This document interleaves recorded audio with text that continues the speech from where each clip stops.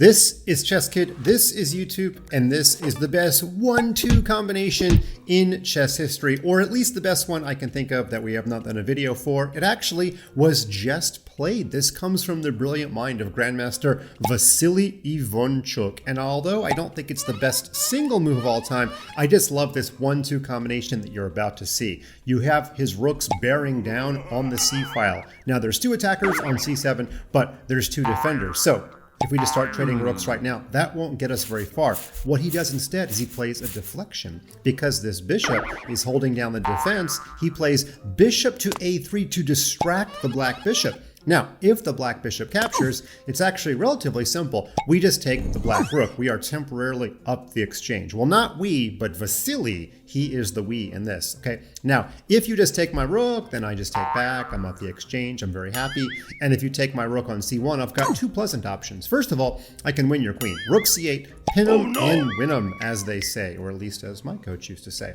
Or, actually even better, is to save the rook c8 idea and just play queen takes bishop, because you can play rook c8 on the next turn, and if black tries trading, you have a positionally dominating game where black's pieces can't move, especially this knight, the worst knight in the history of chess. Also, all of black's queenside pawns are going to fall. So, going back to bishop a3, the opponent decides to play the move queen to d8, and now comes the creme de la creme, the pièce de résistance. Wait, that's French. Vasily is Ukrainian. I'm still working on my Ukrainian.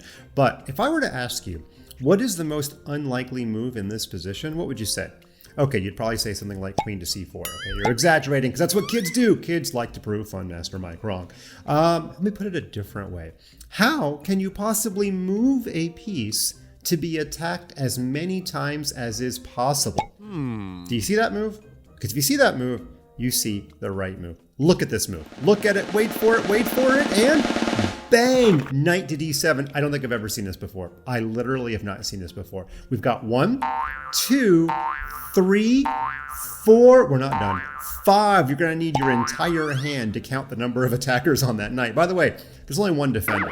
And this is why I say you can't just play chess by learning the standard rules. Usually if there's 5 attackers, you need 5 defenders. Here, it's not even close. Vasily does know his math, okay? 5 is more than 1 no matter what language you speak. But what's the big idea? Well, first of all, if either knight captures, that disconnects the queen's protection of the bishop, and you can just take the bishop and win. You can even trade rooks first, but I'm just going to show the bishop takes bishop move, because clearly in this position, white's rooks are going to carve up black. White's bishops are going to carve up black. White is totally winning. Okay. Same is true if this other knight captures back on d7. Okay, now, if the queen captures, that one's pretty simple as well, because we just win the queen and black does not get enough. So, black has to capture with one of the rooks. By the way, avoiding the knight also doesn't work. For example, if you play bishop takes bishop, one of the simplest moves for white is just rook takes, although you could even play knight takes and get an advantage in some lines. None of that stuff works either. So let's just go back to what happened in the game, which was the rook on e taking,